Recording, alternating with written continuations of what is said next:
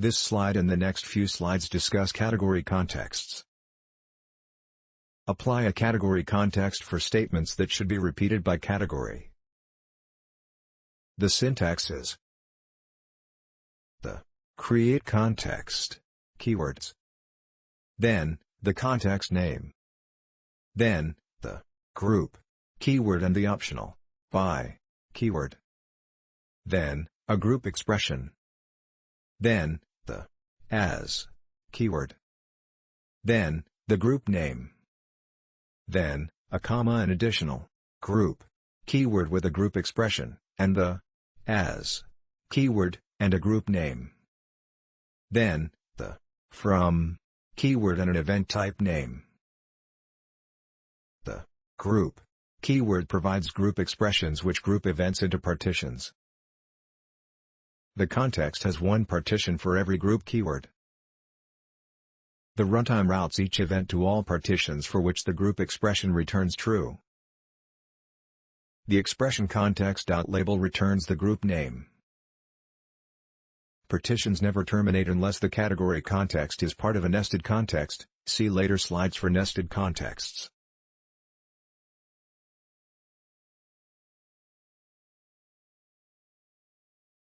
An example is: the first statement defines a context that categorizes page hit events into three categories: graph, book and post. The context also defines a filter for page hit events that ignores any page hit events that don't have a URL that starts with the text page. Create context by URL. Group URL like %graph%. As graph, comma. Group URL like %book%. As book, comma. Group URL like %post%. As post. From page hit. Parenthesis. URL like page%.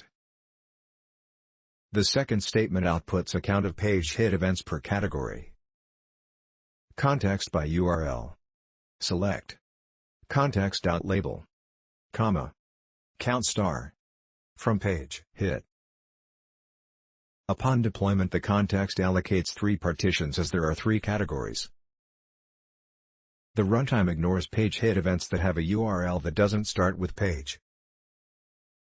The runtime routes page hit events, URLs with the text graph go to partition 1, the text book to partition 2 and the text post to partition 3. The statement has ... from page hit without any filter conditions, as the filter conditions are part of the context from clause in the context categories.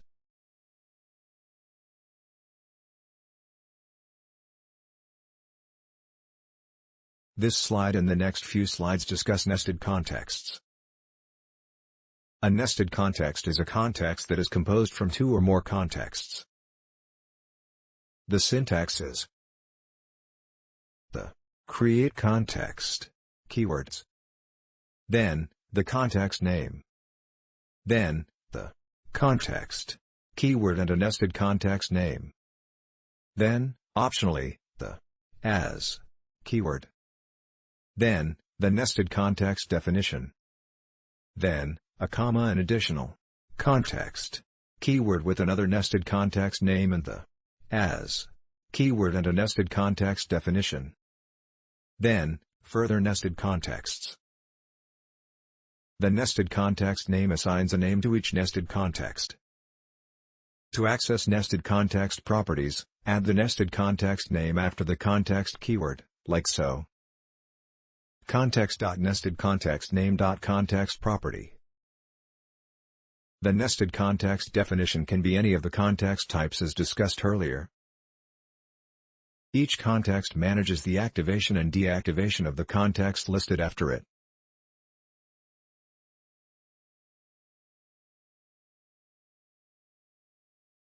In this example, the first context of the nested context defines a non-overlapping context that specifies a time that the context is active.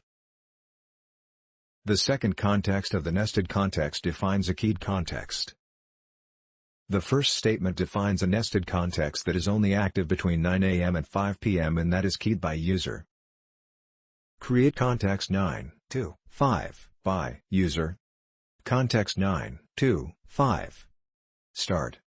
parenthesis, 0,9, star, end, parenthesis, 0,17, star, comma, context partitioned by user, partitioned by user ID, from page hit. The second statement outputs counts of page hit events, counting only between 9 a.m. and 5 p.m. and counting per user. Context 9 to 5 by user. Select user ID, comma, count star, from page hit. Between 9 a.m. and 5 p.m. the context allocates partitions per user ID and processes page hit events. At 5 p.m. the context discards all partitions and stops processing page hit events.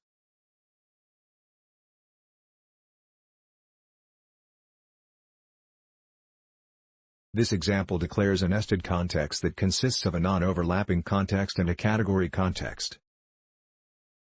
The first statement defines a context that tracks a user session that begins when a login event occurs and that ends when a logout event occurs for the same user, for users U1 and U2.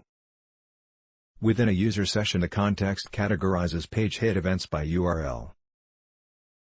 Create context user by category. Context user session.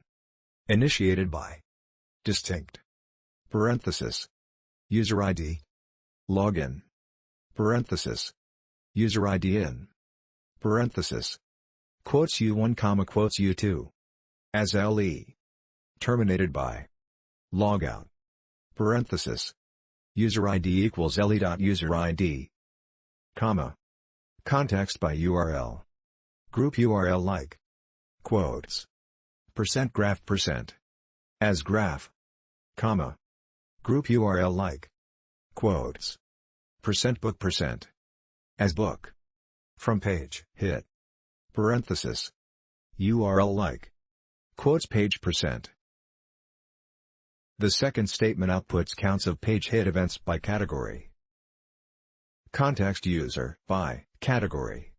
Select user ID comma context.by URL.label as category comma count star from page hit parenthesis user ID equals context.usersession.le.user ID.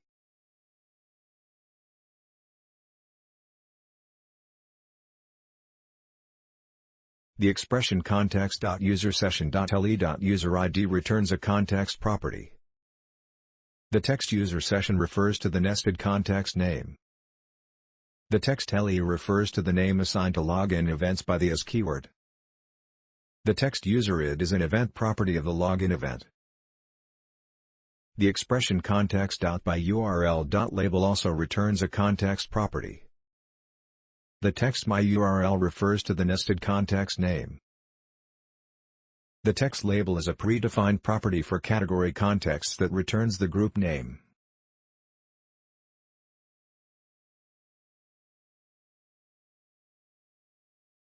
There is a programming interface for interrogating partitions.